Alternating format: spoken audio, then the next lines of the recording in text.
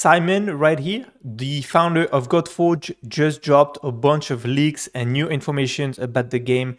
Let's take a look. What's up guys, from Z here, back for another Godforge video. So Simon, Hey Ladies, on his Hey Ladies channel, did a big live stream a couple of days ago. It was over 3 hours, mostly summoning for the minigame for viewers, but he also had a couple of drinks and revealed a bunch of informations, couple sneak peeks and leaks about the game that I don't think he planned on revealing. So we're going to take a look at all of that in this video. We're going to look at some more new visuals, champion skit. We're going to look at this champion right here, and then a couple miscellaneous information that I think are super interesting.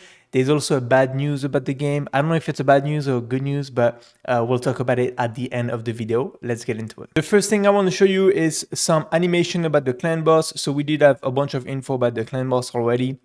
I did a video a couple months back, but in this video, he's going to actually show a little bit of the animation. It's completely bugged out. The boss is going to completely disappear and all that stuff. And you can see that there's still some weird stuff happening, but I think the animation is going to look really cool. So as you can see here, I think we see, so he's green right now, but we see the other affinities in the back maybe. So I think that's obviously something they're going to fix, but really cool animation right here, the way you just summon his staff and then well, a little bit of pink, but really cool attack as well, and then just the boss just disappeared. So obviously still a work in progress, and as you can see, we have some texture issue way in the back out there, and this is just, I mean, this is not the game. Obviously he's on some type of simulator here, but anyways, I just wanted to show you the animation looking pretty cool. So the second thing is regarding the summon. So we did see this before actually, but they did update it a little bit. So this is the duplicate system. So basically in this game, if you're not aware, you have an awakening system. So for all of your champions, you can awaken them. I think he's showing the awakening here. And basically you have 5 levels of awakening, so you need to use a duplicate champion to awaken a champion, and that will upgrade either stats or some of the abilities.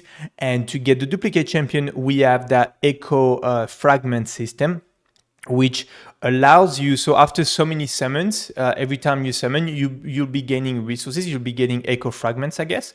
Once you get to 500, you can use them to pick a legendary champion that you already have, which I think is a great feature. Instead of just, you know, getting the most random duplicates for month after playing the game, this time you can really pick which duplicate you want, which is great for awakening and strengthening the champions you already have. The good news is, it's only 500 here. I think when they had showed us that before, it was in the 900, maybe 950 or 999. I'm not sure exactly, but who knows, maybe it's just harder, maybe it costs less, but it's harder to get the fragments. I'm not sure, but 500, I just thought it was intriguing, but I just wanted to remind you also of that feature. I think it's a really good feature for awakening and duplicate champions. Before we start getting into more of the juicy stuff, I just wanted to show you guys some of the updated visuals.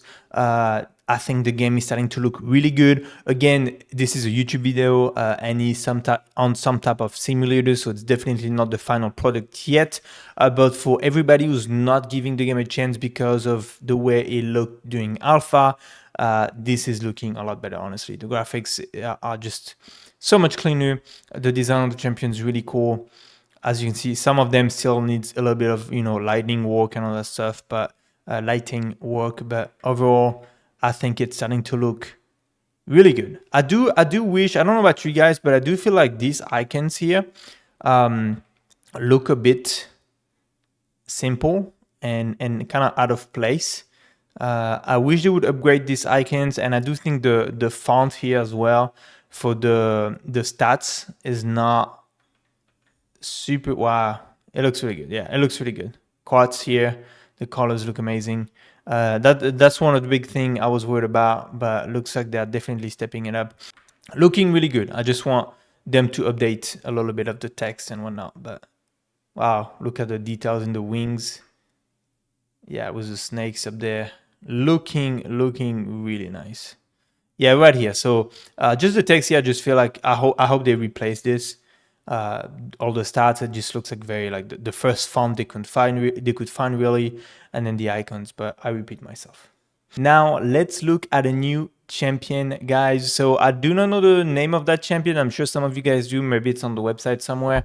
But we do have a champion right here. He's an eternal champion, which, by the way, guys, Elle right here, she just got a buff. She's still not my favorite champion, but she is now an eternal champion. So if you have her in the mini game, even if I don't think she's the best champion in the minigame, because she's eternal, maybe keep her, because eternal champions are going to be harder to get. So again, I think hey ladies, had a few drinks during the live, so Lady H just left to refill his drink at the bottom right here, and he just started just showing us the kits of that champion.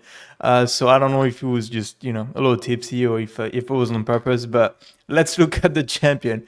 So at low of misfortune, attack one enemy, 50% chance to place Terrify on the target for 2 turns. If this hero join an attack or retaliate, attack all enemies instead. Attack, ignore, intercept, and charm. Okay, this is really good. The 400% attack, again, all the multiplier. So what Chosen told me when I made the video with Chosen, who is one of the game designer, is that right now they're updating all the kits, and later down the road they will be updating all the multipliers. So a lot of the multipliers are subject to change, but if this one stays at 400% of the attack, it's a really good multiplier. So you know that if you play him with Heimdall, for instance, and get that retaliate, or if you play him with Shamash, for instance, who is going to be doing ally attack, this is going to turn into an AoE attack. So this is really good. Really good ability. And then let's see what the core has for us. Increase divinity cost with the Terrify. And then the core right here, attack one enemy 3 times. So it's lower multiplier. It's 135% of attack, but it's 3 times. Place retaliate on this hero for 2 turns. So that in itself is really good, because then on the basic right here, if this hero join an attack or retaliates, attack all enemies. So you don't even have to play him with Heimdall, like I just mentioned, because I do believe Heimdall plays the retaliate. He does it on his own on the core. So you can place the retaliate, and you know that for 2 turns, every time you do your basic, it will be an AoE attack instead of a single target. So really good. If Bellowbug is on the team, buff cannot be removed or reduced. Also, if the enemy is defeated, increase this hero's divinity by 100%. Pretty cool in my opinion. Does Heimdall has the retaliate? Okay, Heimdall does have the retaliate. Okay. I was going crazy for a sec. But anyways, enough talking about Heimdall. So I think it's a good core as well. Definitely not crazy. If the enemy is defeated, increase the hero divinity by 100%. This is good, but you need to obviously kill somebody. If Bellowbug is on the team, buff cannot be removed or reduced. So we'll see. He may be, Bellowbug being on the team and the buff cannot be removed or reduced, it's a nice bonus, but it's nothing super important. The fact that he places retaliate though, and then the basic can be an AoE attack with great multiplier, that's a good combo. I don't think it's amazing, especially for an eternal champion, but I don't think it's bad either. I think it's pretty good. Now on the ultimate, attack one enemy 3 times. If the target's max HP is greater than this hero, each hit will inflict an additional 5% of the target's max HP. Okay, this is really good.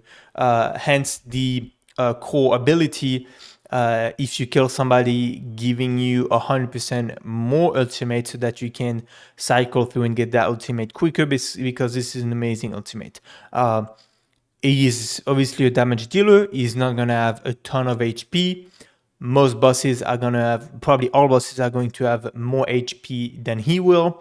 Therefore, you know that every time you attack, you'll do an additional 5% of the target's max HP, which is a great way to do a ton of damage to bosses.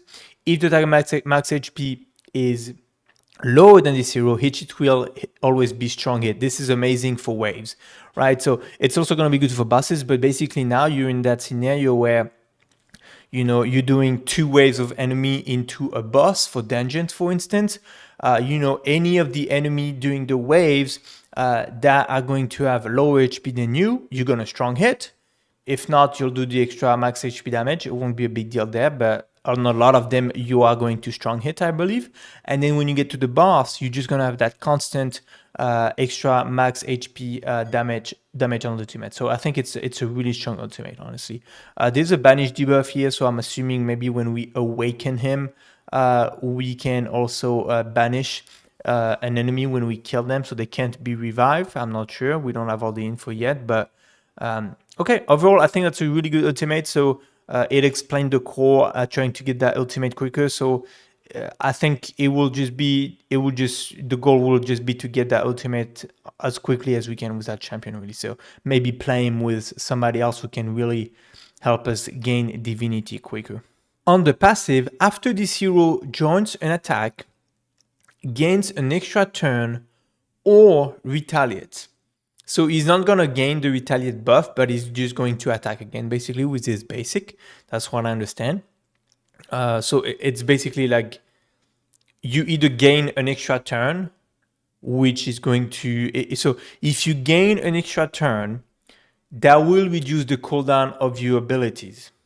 And then if you have your core ability available, you can use it. If you just retaliate, though, you're not going to reduce that cooldown. You're just going to retaliate with your basic ability, and that's that. Regardless, here, if this hero joins an attack, gain an extra turn or retaliates. Yeah, so this is really good, especially if you're playing with, obviously, someone doing ally attack. So, you know, the basic is great because you can easily turn it into an AoE attack with great multiplier. It's great because you place retaliate on the core, but if you can play him with somebody doing ally attacks, somebody like Shamash, for instance, now you have, you know, the AoE attack on the basic, but then on the passive as well, you can constantly gain that extra turn or just retaliate. And this hero next ability will ignore 15% of the target's defense and ignore all the defensive buff, basically. So this is really strong. I do think this may be worded weird. Maybe there's a mistake here. Because then it says this hero next ability, which, you know, if you gain an extra turn, you do have the next ability coming into effect. If you retaliate, you don't. I don't believe you do. I mean, maybe you do. Maybe you do on the basic, I guess. Maybe you do just on the basic. You would just do your basic with the retaliate, and yeah. So it's obviously better to gain an extra turn because you get that cooldown and you can pick which ability you use. If you retaliate, though, it'll just be the core ability, which is still a really good. Sorry, the basic, which is still a really good basic ability. So a really good champion. I think he's going to be a really good champion, honestly. Which, honestly, guys, a champion like that is kind of the reason why I'm telling you with the mini game, do not pick your imprint and your weapon based on the legendary you have, because, you know, you could have an amazing legendary. You could do something like where you have a Shamash, for instance, and then on the weapon you get Thunderbolt, and on the imprint you get Vivian imprint, which is all tying to the ally attack that Shamash is going to provide. But then you can put them on someone like this champion if you end up getting him, and have all the bonuses from that imprint and the passive, which is going to be more damage and more turn meter boost and more initiative when you joining an attack. So imagine you have that weapon and that imprint on this champion. When you join an attack with Shamash, for instance, you get all those bonuses, plus the bonuses that he has on his passive and on his basic and other stuff. So again, don't just limit yourself to just having, you know, trying to match your weapon, your imprint with the legendary from the minigame. Because now, not even looking at the rest of the kit, I think, again, the passive's amazing. I think the ultimate's amazing, but even just the basic, guys, I mean, you know, if the hero joins an attack or retaliates, attacks all enemies instead. So, and you ignore intercept and charm. So, you know, you have that self-reliance where you can just put the intercept on yourself, and that single target attack become an AoE attack. but also again, like if you play him, I'm seeing Shamash because he's one of the best for ally attack. Vivian can do ally attack, but it's on the ultimate, so it'll be a bit more rare. I'm sure there'll be a ton of other champions doing ally attack, but you know, again, if you have that Thunderbolt weapon and Vivian imprint on this champion, you know, every time you join an attack from Shamash, for instance, you'll be doing an AoE attack on the basic here, plus getting that extra damage, turn meter, and initiative, which we just mentioned. Initiative for him is super important because how strong his ultimate is. So keep that in mind. Now, this is the other champion, Barog, or whatever his name is, who pairs with the champion we just saw. Really cool. So they basically, like in a lot of movies and cartoons, you see characters that have, you know, they have a good angel and a bad angel, like the demon and the angel or whatever on each of the shoulders. That's what that pairing is, which I think is really cool. We don't know what this champion does. They look really badass. He's not going to show us what he does, which I hope there's more to the pairing, because really the only thing from that this champion was getting from the other one was that on the core ability, the buff could not be reduced. Bellowbug, there we go. So the buff cannot be removed or reduced. That's the only thing he gains from being in Bellowbug. So I do hope that Bellowbug himself gains more from being with that other champion, if that makes sense. Before we talk about that bad news or good news, I'm not sure. I just want to show you guys a few more visuals. He's showing some new champions. I don't think we've seen them. We have Himiko right here, epic champion. Again, looking really badass. I don't think we've seen these champions yet, or maybe if we have, it was very quick. That champion was not in alpha. I really don't think so. He was trying to show us even more kids, but they were not even in the game right now. So pretty cool looking champion. Oh, that one has some abilities right here. There's obviously some adjustment that need to be made again with lighting. That guy looks really cool. All epic champions, but epic are going to be super important, of course, especially for progression. Attack one enemy 3 times, Aether Burn, right? Let's see. Attack one enemy 3 times. Each hit has 35% chance to place Aether Burn. Okay. And then what else we got on this champion? On the core ability, place attack up on this hero for 3 turns, then attack all enemies. If the hero's current HP is below 50%, place Phoenix on this hero for 1 turn. Okay, so it's pretty a self-centered ability, but we do love champions that buff themselves first and then attack. Honestly, if you ever pull an epic that does something where, you know, he's going to attack and then place attack up on himself, I would probably never use that epic because that makes no sense. It's so stupid. And it happens a lot, actually. This hero, he places the attack up and then he's going to attack, therefore doing more damage. This is really good. Plus, if he's a little bit struggling with his HP, he can have the Phoenix, which will revive him in case if he dies. So pretty cool. And then let's see if we see the ultimate. Attack 4 times at random. Okay, so we kind of have like a little bit of a Son Yukong thing going on. I think it's the same faction. Each hit increase the turn meter of this hero by 5%. If the enemy is under Aether Burn, ignore 5% of the target's defense. Okay, so it's really good. Gain 30 divinity when inflicted damage to enemies. Gain an additional 15 divinity if the target is under Aether Burn. Okay, this is really cool. I think it looks like a pretty cool epic. I don't know about the passive yet, but we will need to place the Aether Burn. So either have another champion in the team placing the Aether Burn, or have him, you're going to build him with some accuracy, of course, but have him built, with some damage, but probably put some accuracy a little bit on him as well. Good thing is, his damage is based on attack and HP, which means we will be putting a little bit of HP as well on him so he can stay alive. And the passive at the start of this hero's turn, sacrifice 15% of this hero's current HP.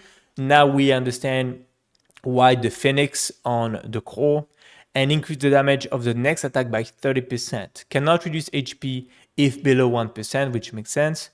Cannot reduce HP. Okay, so I'm sure there'll be some type of cooldown on this, but this is good too. Just one of those champions that can be somewhat self-reliant, I guess, with the Phoenix, but also kind of like sacrificing HP to do more damage.